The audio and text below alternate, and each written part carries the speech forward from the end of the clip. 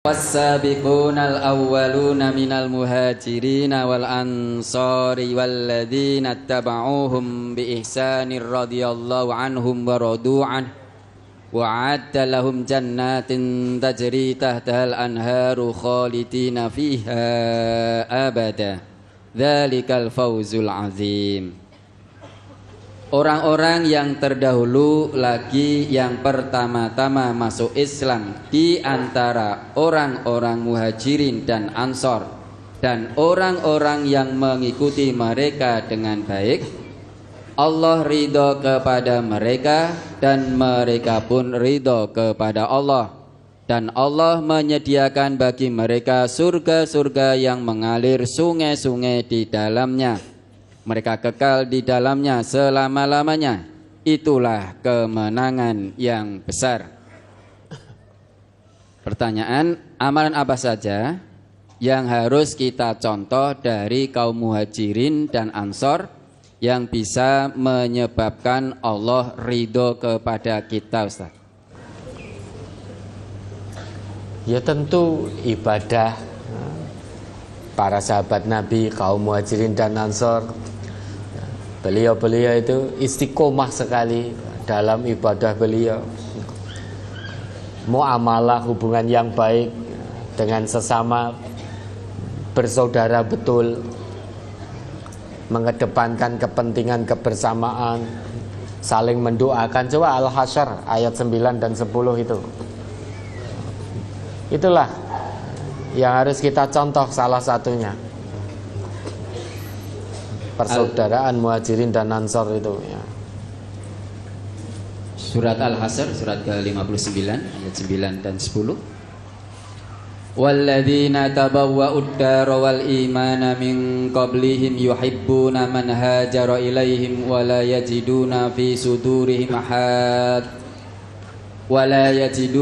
sudurihim hajatan mimma utu wa yusiruna ala anfusihim walau kana bihim khasasah wa may yuqa syuhha nafsihi fa ulaika humul muflihun. Walladzina ja'u min ba'dihim yaquluna rabbana ighfir lana wa li ikhwanina alladzina sabaquna bil iman wa la taj'al fi qulubina ghillan lil ladzina amanu Rabbana innaka ra'ufur rahim. Coba pelan-pelan dibaca artinya sekalian kita jelaskan. Dan orang-orang yang telah menempati kota Madinah dan telah beriman, yakni kaum Ansor, sebelum kedatangan mereka kaum Muhajirin. Nah, ini satu. Apa yang kita contoh dari sahabat-sahabat Nabi Muhajirin dan Ansor? Iman. Walladzina tabawwa'ud dara wal iman. Keimanan beliau-beliau. Ya mesti kita tidak bisa sama dengan beliau-beliau. Jauh sekali baina sama wa sumur sat, you know. Perbedaannya antara langit dan sumur asad, gitu loh. Baik, kita lihat keimanan para sahabat. Istiqomah beliau-beliau dalam keimanan. Kita berusaha mencontoh keimanan para sahabat Nabi, meskipun kita tidak akan bisa sama. Kenapa? Karena Nabi sudah bersabda, khairul quruni qarni tsummal ladzina yalunahum tsummal ladzina yalunahum. Sebaik-baik generasi adalah generasi para nabi dan rasul, kemudian sesudahnya yaitu para sahabat, kemudian sesudahnya yaitu para tabi'in. Namun demikian, kita diperintahkan untuk mengikuti jejak para nabi, jejak para sahabat-sahabat nabi. Nah, tentu kita ikuti jejak keimanan beliau-beliau semaksimalnya. Itu satu. Terus mereka mencintai orang yang berhijrah kepada mereka. Nah, ini mencintai sesama muslim, sebagaimana kita mencintai diri kita sendiri. Dulu sahabat-sahabat Ansor itu tidak berkeberatan sama sekali dengan kedatangan sahabat-sahabat Muhajirin.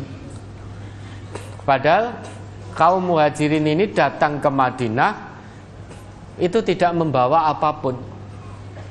Semua harta kekayaan harus ditinggal di Mekah, ditahan oleh orang-orang kafir, oleh orang-orang musyrik Mekah tidak boleh membawa kekayaan, hanya membawa pakaian yang melekat di tubuh, sehingga datang ke Madinah dalam keadaan tidak punya apa-apa. Tapi apakah kaum Ansor kemudian merasa berat hati? Walah dadak tekor ini mesti engko njaluk iki. Apa begitu? Kan tidak. Oh ini datang ke tempat kami, ke kota kami, nggak bawa apa-apa. Jangan-jangan memberatkan kami. Itu tidak pernah terlintas di benak dan hati pikiran kaum Ansor. Jadi betul-betul mencintai kedatangan kaum Muhajirin. Rasa cintanya kepada kaum Muhajirin seperti apa? Dahsyat sekali. Ini persaudaraan ini yang harus kita contoh. Terus, dan mereka tiada menaruh keinginan dalam hati mereka terhadap apa-apa yang diberikan kepada mereka orang Muhajirin. Dermawan, suka memberi, punya jiwa penolong. Itu yang harus kita contoh dari sahabat Nabi. Kaum Ansor punya jiwa penolong. Dari kaum Muhajirin kita contoh, meski dapat pertolongan, uluran tangan dari kaum Ansor, kaum Muhajirin tidak aji mumpung. Ya, tidak aji mumpung, beda dengan kita. Ya fulan, saya punya rumah 3 atau rumah 4. Yang satu pinggir jalan besar, harganya 10 miliar. Yang satu pinggir sawah, harganya 500 juta. Yang satu pinggir kuburan, regane 10 juta. Yang satu ning jero kuburan. Kamu pilih mana? Kira-kira nek kita yang ditawari kita pilih mana? Pilih yang 10 miliar. Dulu kaum Ansor itu begitu. Wahai sahabatku Muhajirin, saya punya rumah 2, yang satu ini, satu ini. Kamu pilih mana?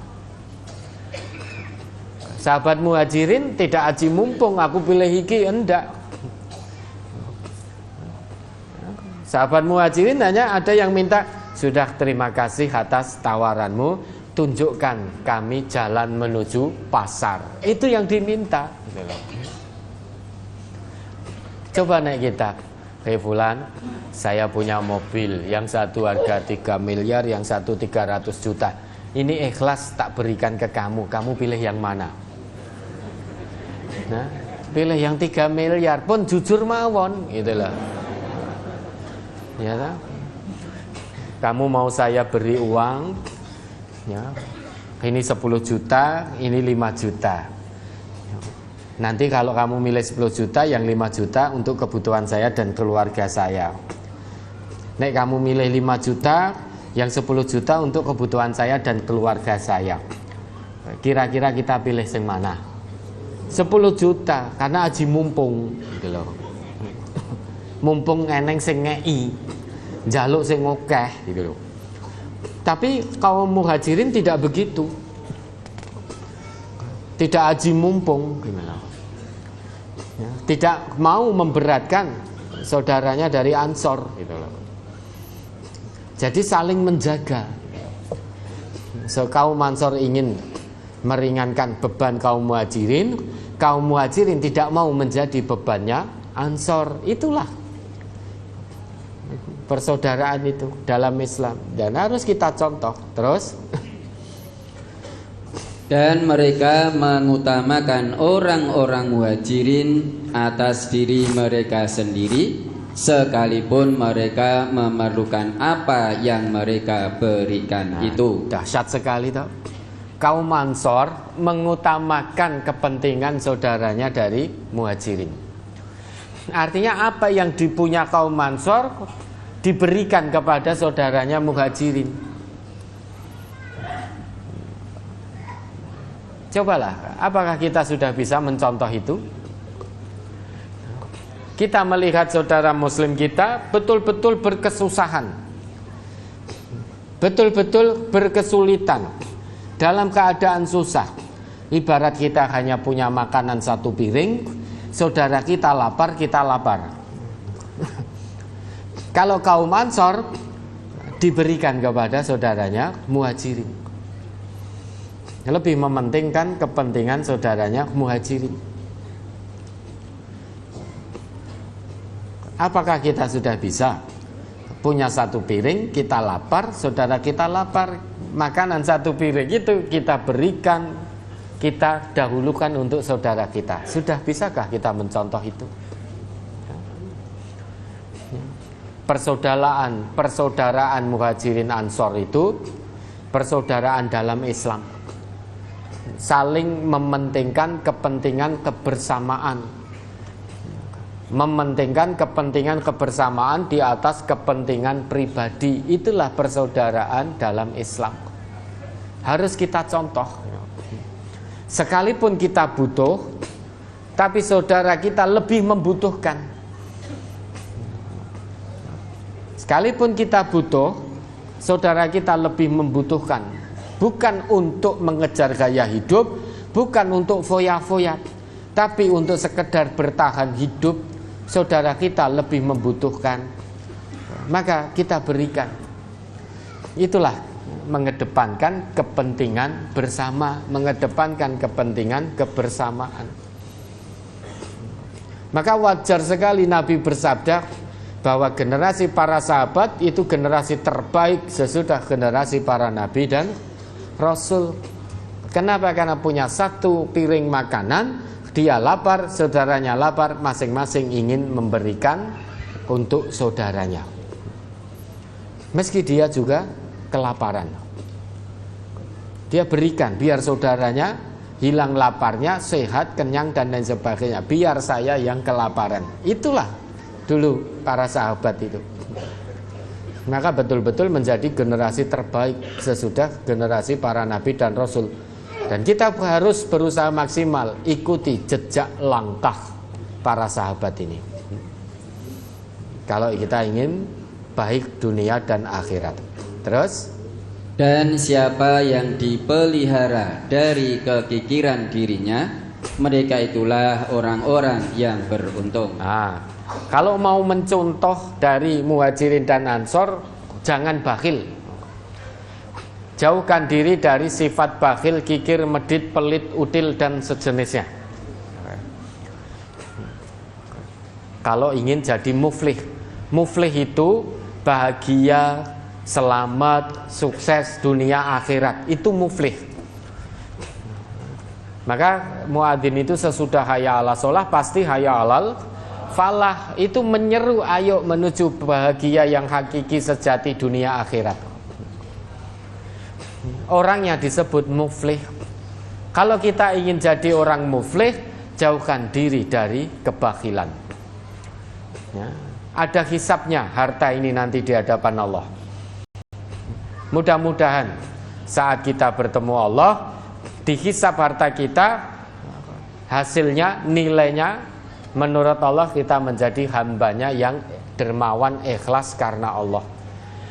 Maka ikuti jejak langkah muhajirin dan ansor, jadi pribadi yang dermawan, suka menolong, ikhlas karena Allah. Susah melihat penderitaan saudara muslimnya, berat dirasa penderitaan saudara muslimnya. Sebagai nabi, sebagaimana nabi dulu, berat ketika melihat kaum muslimin mengalami penderitaan. Laqad ja'akum rasulun min anfusikum azizun alaihi ma anittum harisun alaikum bil mu'minina raufur rahim. Sungguh telah datang kepadamu rasul dari kalanganmu sendiri. Berat dirasa oleh rasul tersebut penderitaanmu, wahai orang-orang yang beriman. Dan rasul yang telah datang kepadamu itu sangat mendambakan, menginginkan keselamatan dan keimananmu. Bil mu'minina raufur rahim, sangat berbelas kasihan, berkasih sayang kepada orang-orang yang beriman. Termasuk kita menjauhkan diri dari kikir kebakhilan, karena kita tidak tega hati melihat penderitaan saudara muslim kita. Itu yang dilakukan kaum Ansor terhadap kaum Muhajirin. Terus, dan orang-orang yang datang sesudah mereka, yakni sudah Muhajirin dan Ansor, Mereka berdoa, "Ya Tuhan kami, beri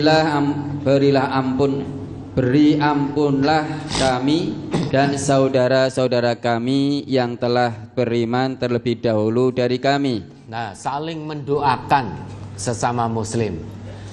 Ya, maka berulang kali berdasar ayat ini kami sampaikan, orang Islam itu dengan orang Islam lainnya, satu berdoa, dua mohon doa, tiga saling mendoakan. Itu kewajiban kita sesama muslim.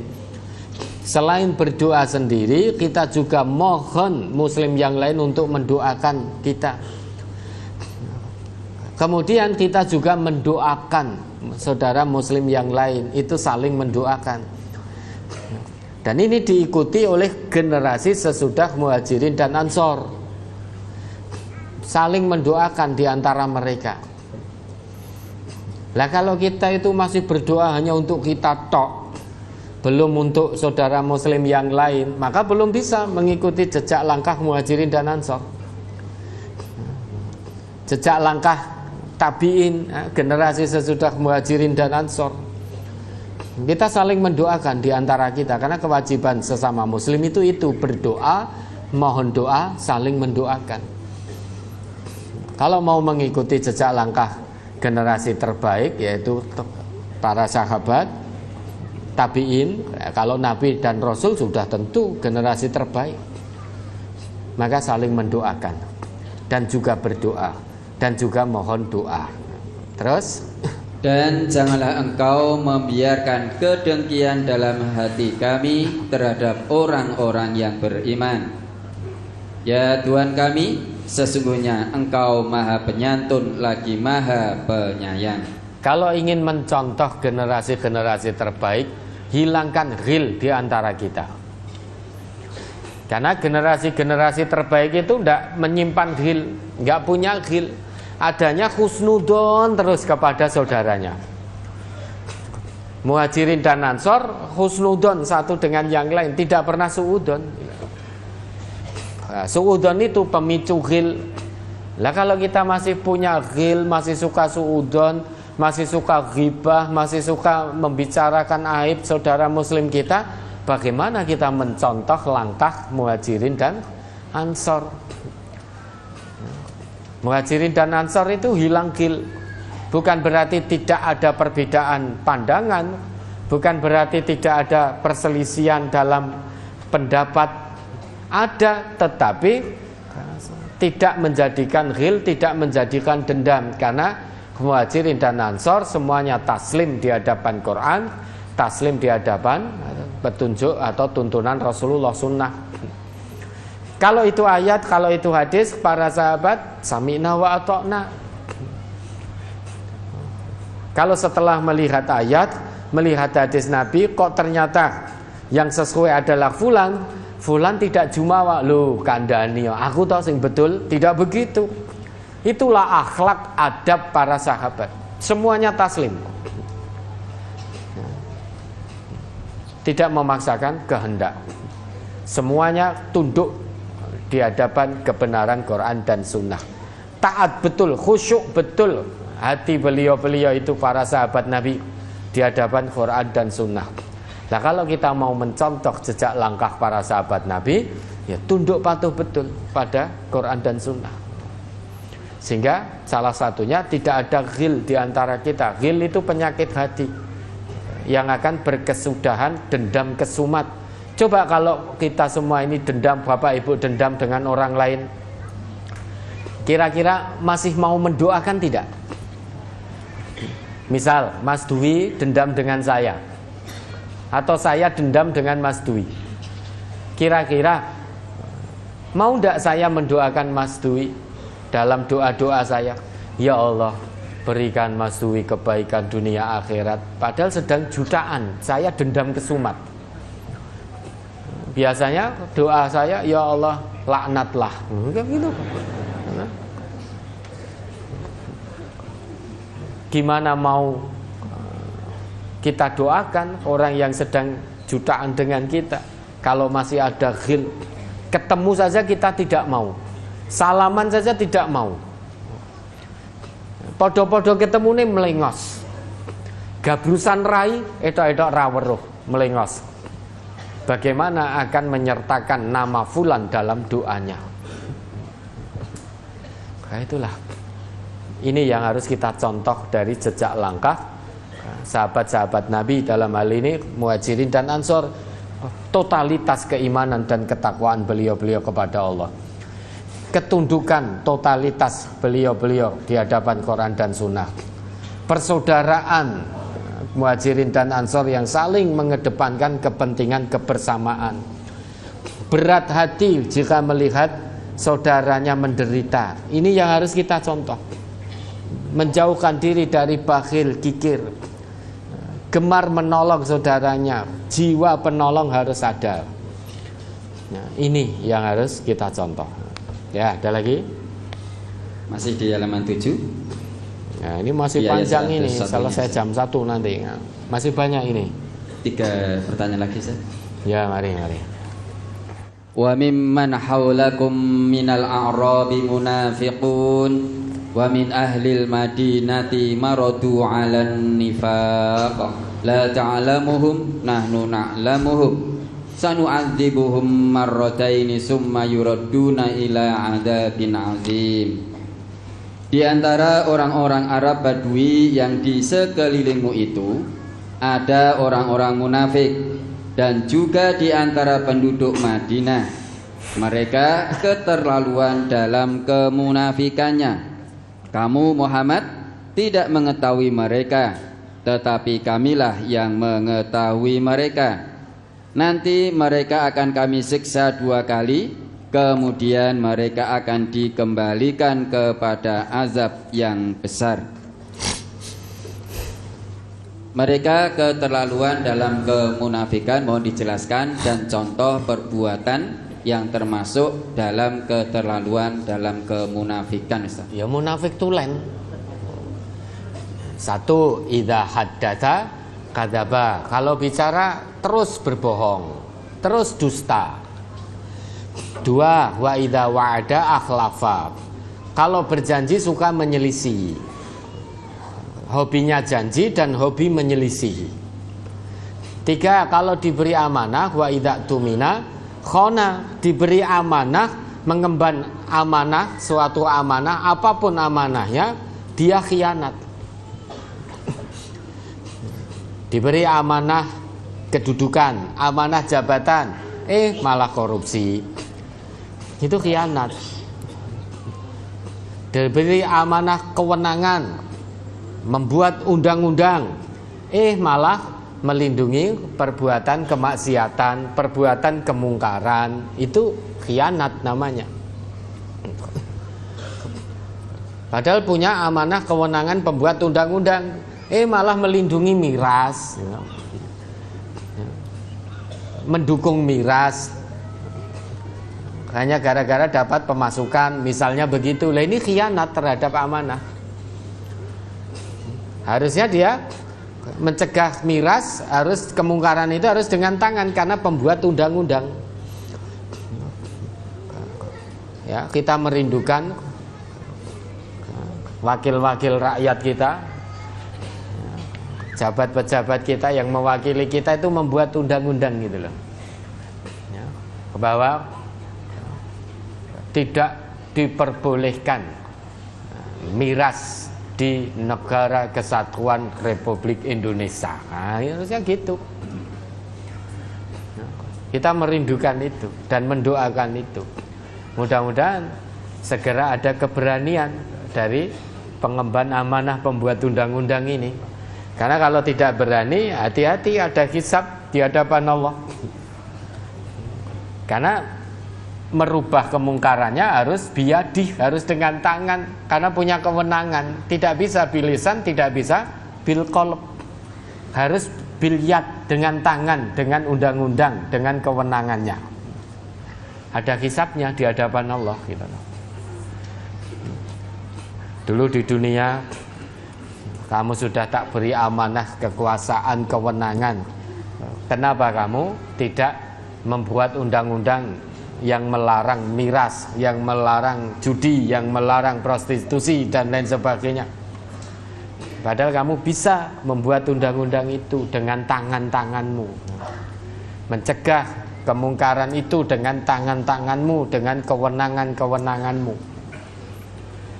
Ya. Nah itu kalau memang tidak dijalankan dengan baik amanah itu, maka khianat. Wa idza tumina khana, diberi amanah khianat. Hartanya rakyat malah digarong, dirampok, khianat itu. Kita dititipi uang untuk diberikan pada seseorang, lah kok kita makan sendiri, khianat kita. Apapun amanahnya, tunaikan dengan maksimal. Sertakan Allah dalam menjalankan amanah itu.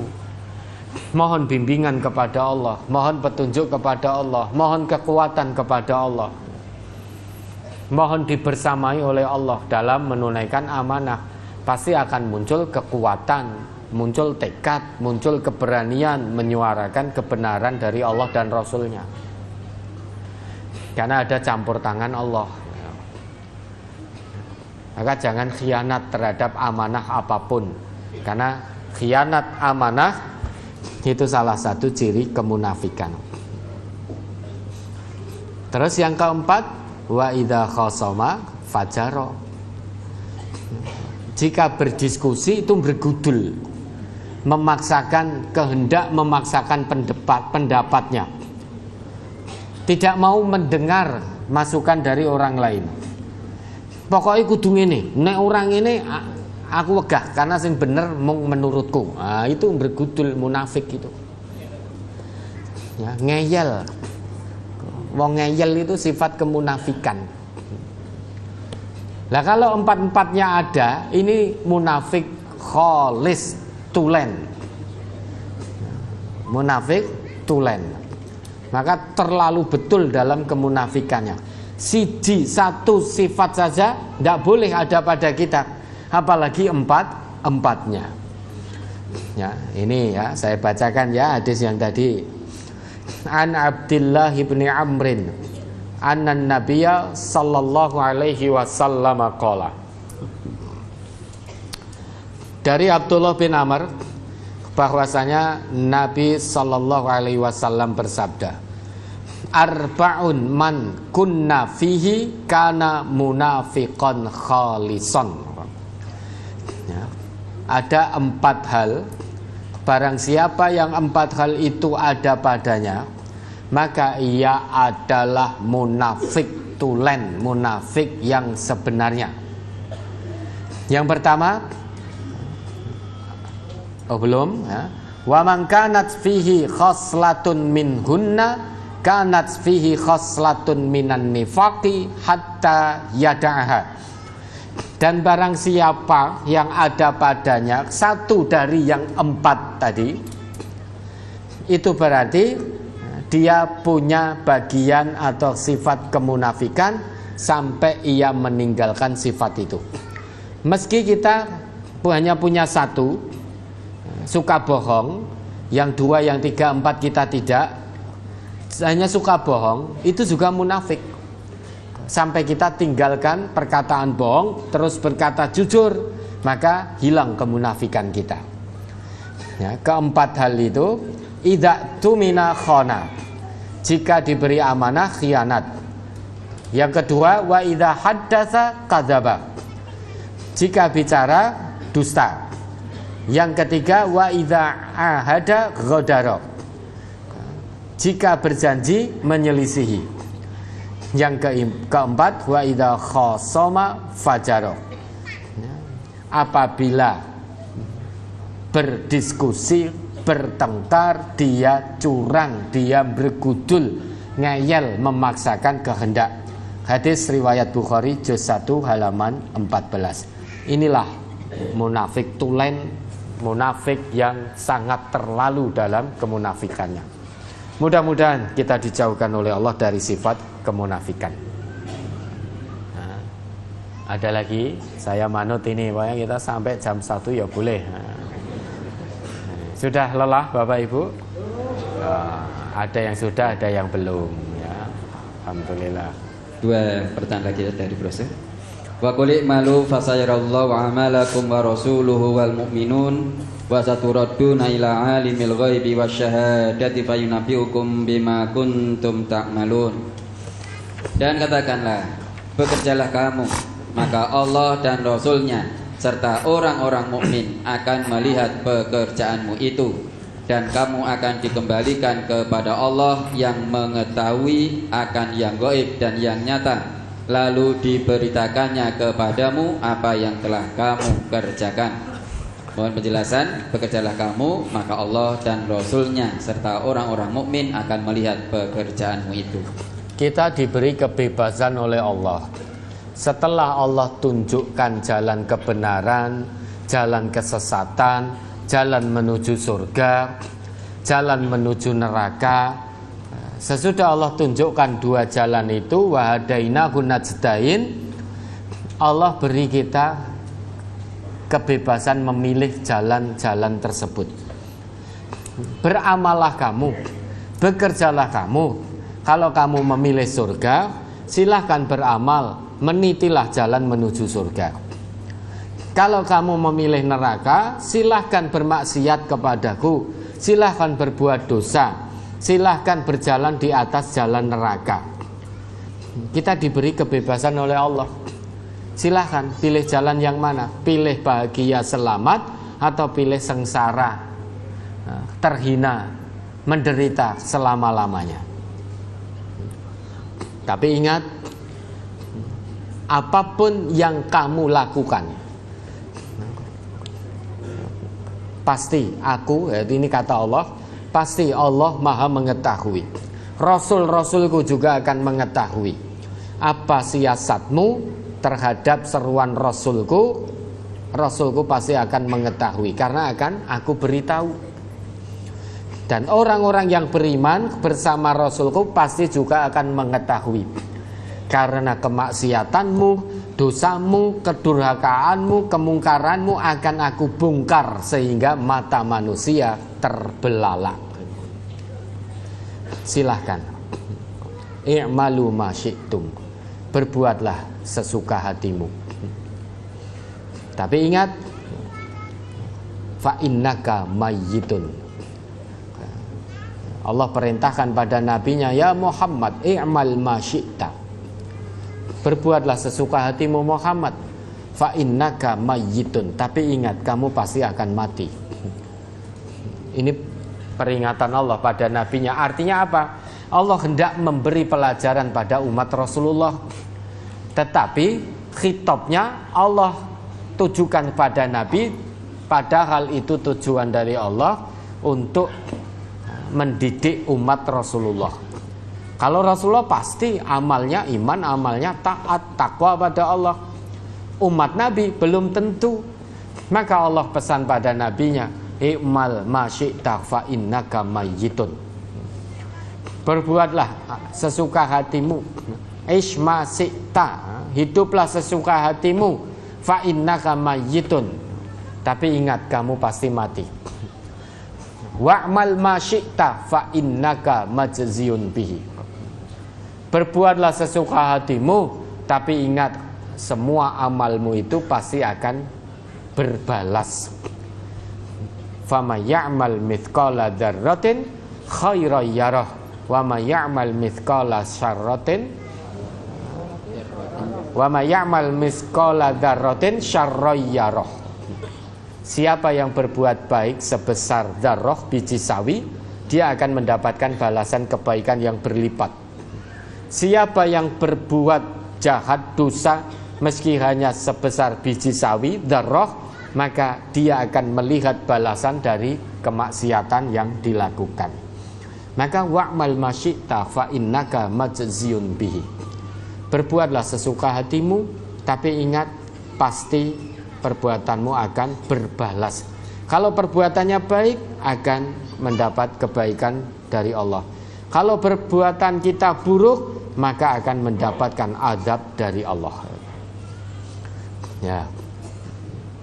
Sekuat apapun, serapat apapun menyembunyikan rencana makar, rencana jahat, maksiat, dosa terus-terusan tanpa tobat, kemunafikan, maka Allah akan bongkar kemaksiatan itu, kedurhakaan itu, sehingga semua mata manusia terbelalak.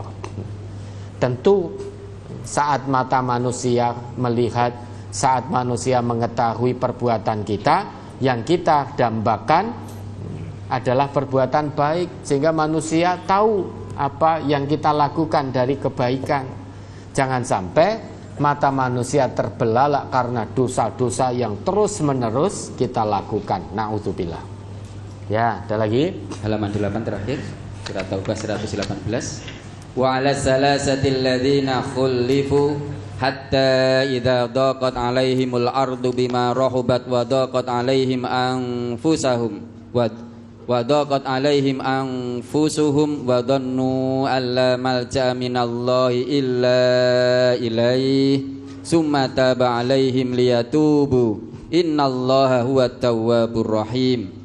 Dan terhadap 3 orang yang ditangguhkan penerimaan taubat mereka hingga apabila bumi telah menjadi sempit bagi mereka, padahal bumi itu luas dan jiwa mereka pun telah sempit pula terasa oleh mereka, serta mereka telah mengetahui bahwa tidak ada tempat lari dari siksa Allah melainkan kepadanya saja. Kemudian Allah menerima taubat mereka agar mereka tetap dalam taubatnya. Sesungguhnya Allah lah yang maha penerima taubat lagi maha penyayang. Terhadap 3 orang yang ditangguhkan penerimaan taubat mereka, siapa sajakah 3 orang tersebut, Ustaz? Seingat saya, pertama itu Murarah bin Rabi', yang kedua Ka'ab bin Malik, yang ketiga Hilal bin Umayyah. Beliau bertiga ini ketika datang seruan untuk perang Tabuk, beliau bertiga mohon izin kepada Nabi untuk tidak ikut perang Tabuk, yaitu Murarah bin Rabi', Ka'ab bin Malik, Hilal bin Umayyah. Ya, setelah tahu bahwa akan mendapatkan siksa dari Allah, maka ketiganya ini, beliau bertiga ini merasakan seolah-olah dunia ini sempit sekali. Kenapa? Karena takut betul mendapatkan siksaan dari Allah. Kemana maljaknya, kemana larinya? Kalau Allah saja sudah tidak mengampuni, hanya gara-gara izin tidak ikut perang Tabuk, terus kemana larinya? Allah saja tidak mengampuni, bagaimana Rasulullah yang tidak punya kewenangan untuk mengampuni dosa seorang manusia? Allah tidak ampuni, maka beliau bertiga merasakan dunia ini sangat sempit sekali. Sampai betul-betul beliau bertiga menyesal betul sepenuh hati, mengakui betul kesalahannya yang minta izin tidak berangkat perang. Mohon ampun betul kepada Allah, meminta pada Rasulullah untuk memohonkan ampun atas dosa-dosa beliau bertiga. Betul-betul menyesal, tobat nasuha betul. Maka setelah itu dilakukan, turunlah pengampunan dari Allah, diterima tobat beliau bertiga. Diterima oleh Allah tobat beliau bertiga. Dari mana kita tahu? Dari Allah sendiri di ayat ini. Allah yang menjanjikan summa taba alaihim liyatubu. Itu kan. Itu janji Allah begitu. Kemudian Allah menerima tobat mereka agar mereka tetap dalam tobatnya. Maha kasih sayang Allah, maha luas ampunan Allah. Tidak berangkat perang sabilillah, tapi betul-betul setelah menyadari akan ancaman azab dari Allah, mohon ampun betul pada Allah, tobat betul pada Allah, diterima tobatnya oleh Allah. Itulah Allah Tuhan kita yang hak, satu-satunya Tuhan yang hak untuk kita sembah, punya sifat Ghafurur Rahim, maha pengampun, maha penyayang. Maka tidak ada alasan bagi kita untuk bertobat nasuha kepada Allah, Zat yang maha Ghafur, Zat yang maha Rahim. Jangan putus asa dari rahmat Allah. Sebanyak apapun dosa kita, asal niat kita tobat ikhlas karena Allah, nasuha karena Allah, pasti janji Allah akan kita dapati, diampuni dosa-dosa kita oleh Allah sebanyak apapun dosa kita. Ya, ada lagi? Ya, cukup Ustaz. Kalau atur Ustaz. Ya, mari siapa?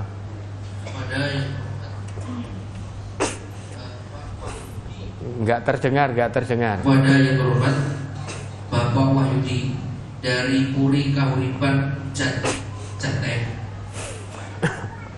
menyampaikan bahwa Ibu Siti Juwariah sakit saat ini di ruang PPPK Putri lantai 1. Dimohon Bapak Wahyudi untuk ke ruang PPPK Putri lantai 1. Bapak Wahyudi dari Ya. Puri Kahuripan. Ya, mari udah dicek dokter Putri belum ini? Sampun Ustaz. Ya. Ya, dicek dulu. Mari Bapak, kalau memang perlu kondisinya harus dirawat di rumah sakit, segera nanti dibawa ke rumah sakit. Diantar, didampingi dengan baik. Harus ada kebersamaan. Ya, mari kita doakan. Allahumma shfiha, Allahumma shfiha, Allahumma shfiha. Terus? Oke, berikutnya Ustaz berkenan menyapa saudara-saudara kita yang datang dari jauh. Ya, ini dari Bandungan, Kabupaten Semarang, 70 orang. Dari Mejayan, Kabupaten Madiun, 1 bis, 1 minibus.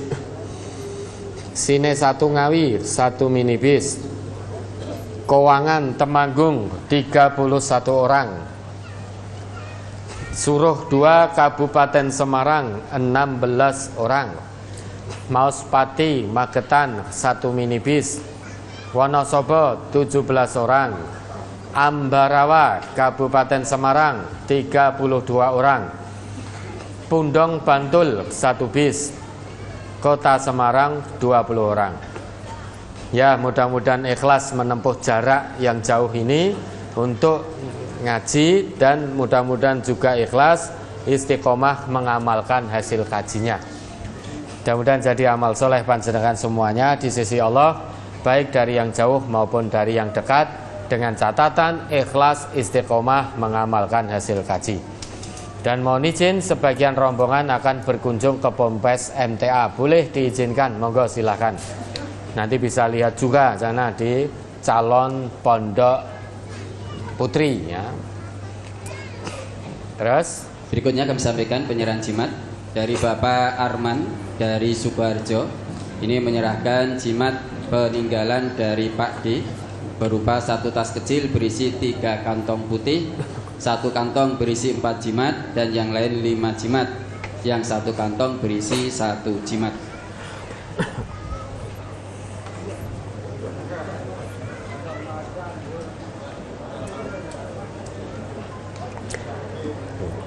nek kantongnya rotasi kuwi sine duit nono bermanfaat. Yang kedua dari Bapak Widayatno Juwiring Klaten, peninggalan dari kakeknya yang sudah meninggal dunia berupa logam yang bertuliskan huruf Arab. Dulu jimat ini untuk mengobati orang yang sakit. Tulisannya apa itu? Coba lihat tulisan Arabnya apa ini?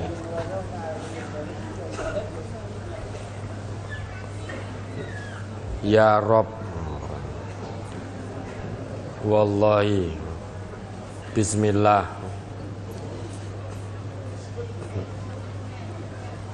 Ini apa ini? Kaya ngene marekke wong lore piye carane? Ya, coba jangan mau lah dihapusi dukun-dukun itu, jangan mau. Mosok 2020 dunyane wis do nuklir-nukliran seperti ini. Masa je percaya dukun?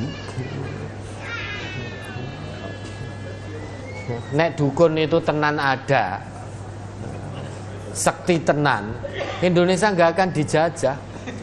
Kita ndak perlu jet tempur, ndak perlu ini itu. Wes kelompok kayak dukun sa Indonesia. Ya, menangan nanti Indonesia. Ya, pakai jimat-jimat seperti ini. Rudal balistik datang, wah nganggut ini tadi jimat ini. Engko sing ketembak cukup dengan jimat tulisan Arab tambani gitu lah. Ya kok jahil sekali kita ini ya. Bodoh sekali dihapusi dukun-dukun itu. Ya, terus Yang ketiga dari hamba Allah dari Solo, ini berupa 2 keris yang tidak ada penjelasannya. ya, bisa. Ya. Berikutnya permohonan doa kesembuhan untuk saudara-saudara kita yang sakit, karena jumlahnya ada 76 hari ini, maka tidak kami bacakan satu persatu. Mereka mohon doa kesembuhannya. Mari kita doakan. Allahumma Allahumma shfihim. Allahumma shfihim. Allahumma shfihim.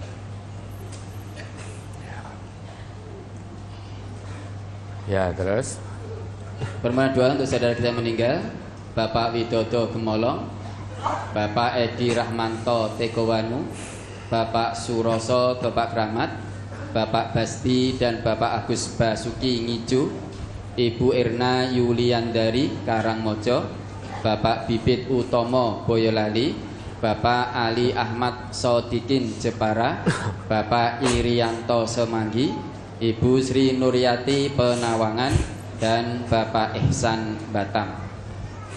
mari kita doakan. Allahumma ighfir lahum warhamhum wa'fu anhum wa'afihim wa aqim nuzulahum wa wasi' madkhalahum waghsilhum bima'in wa salajin wa baradin wa naqqihim minal khotoya kama yunaqqas thawbul abyadu minad danas wa abdilhum daran khairan min darihim wa ahlan khairan min ahlihim wa zawjan khairan min zawjihim wa qihim fitnatal qabri wa adzaban nar. Hari ini kita mendoakan 10 saudara-saudari muslim kita. Bisa jadi kita yang nomor 11 ya. Hari ini giliran sudah sampai nomor 10 ya. Bisa jadi antrian kita nomor 11. Kalau sudah 10, antrian kita 11, tidak mungkin melompat ke 12, 13 dan seterusnya. Harus lewat 11 dulu, karena ini ajal. Ini bukan antrian dokter ya. Bukan antrian yang lain-lain, tapi ini ajal, kematian. Kematian itu detiknya pas, menitnya pas, jamnya pas, harinya pas, tanggalnya pas, bulannya pas, tahunnya pas. La yastakhiruna sa'ah wala yastaqdimun. Tidak bisa ditunda meski hanya 1 detik saja, juga tidak bisa dimajukan meski hanya 1 detik. Kalau kita ternyata ditakdirkan oleh Allah menggenggam nomor antrian 11, berarti habis ini kita siapkan hari itu, waktu itu dengan keimanan yang mantap kepada Allah. La tamutunna illa wa antum muslimun. Berusaha jadi muslim haqqo, muslim sejati. Muslim yaitu orang yang Islam dan menjalankan nilai-nilai Islam bersumber dari Quran dan Sunnah. Mudah-mudahan Allah matikan kita semua dalam keadaan muslim, dalam keadaan husnul khotimah. Wes ndak usah ayal-ayalan, husnul khotimahnya pakai H atau pakai KH atau pakai CH. Sudah tidak ada waktu ayal-ayalan tentang itu. Semuanya benar, mau pakai KH, mau pakai H. Karena kalau KH ejaan lama, pakai H ejaan yang kemarin. Sekarang pakai H pun juga salah. Kalau mau salah-salahan. Husnul khotimah ejaan terbaru itu kalau kita tulis dengan huruf H juga salah. Huruf H begini salah. Karena bahasa Arabnya husnul khotimah itu pakainya hak begini. Husnun ya. Hak itu ejaan baru sekarang di ejaan transliterasi ilmiah baru itu huruf H pakai garis di bawahnya. Maka kita ayel-ayelan pakai KH, pakai H, wong ki salah kabeh. Menurut siapa? Menurut transliterasi terbaru. Hak itu kalau mau ditulis ke dalam huruf bahasa Indonesia, dia harus pakai huruf H garis bawahnya. Masih mau ayel-ayelan H, KH, kurang gawean men.